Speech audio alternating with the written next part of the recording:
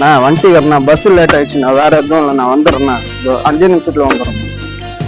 ஏடா தம்பி, என்ன ஏன் அவ்வளவு வேகமா போன்ல பேசிட்டு புலம்பிட்டே போயிட்டு என்ன விஷயம் சொல்லு. ஒரு 10 தடவை சொல்லி அனுப்பிச்சாரு. ஆனா நான் இப்ப அவர் சொல்லி கூட நான் வந்து லேட்டா தான் போயிட்டு இருக்கேன். அதனால கண்ணாப்பினான்னு கத்துறான் போன்ல ஆளு. என்ன பண்றதுன்னே புரியல. நான் தம்பி பஸ் வர்றதுக்கு லேட் ஆயிடுச்சுன்னு சொல்லு, எதுனா சொல்ல போறாரு. மிஞ்சி போனா 4 வாரத்தை திட்ட போறாரு. திட்டு வாங்கிக்கோ. திட்டு வாங்கறதுல தப்பே இல்லை. ஓனர் திட்டுறாருன்னா நல்லதுதான் திட்டுவாரு. சரிண்ணா, நான் கிளம்புறேண்ணா. ஏன்னா அவரு யாருன்னா கத்திட்டு இருக்கிறாரு. நான் நாளைக்கா வந்து பேசுறேன். நான் கிளம்புறேண்ணா.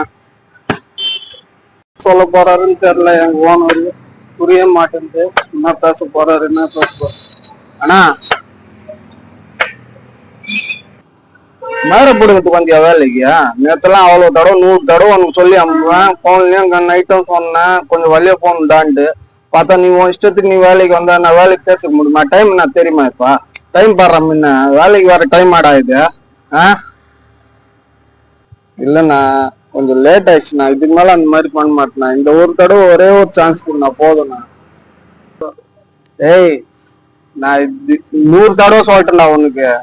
புத்தி மத்தி சொல்லியும் பார்த்துட்டேன், திட்டியும் பார்த்துட்டேன். நீ திருந்துற ஜென்மமே இல்லை. நீ வேலைக்கே வானாடாப்பா. தயவு செய்து உனக்கு அவன் நல்லா பாத்துக்கிறானா அங்க போய் வேலை செய்யடா, போடா. என்கிட்ட வராதுடா. வந்து ஏன்டா என் உயிரை எடுக்கிறாங்க? உங்களை மாதிரி அவங்க நான் வேலைக்கு வச்சுட்டு என்ன செருப்பாளி ஆச்சுக்கிட்டா, போடா.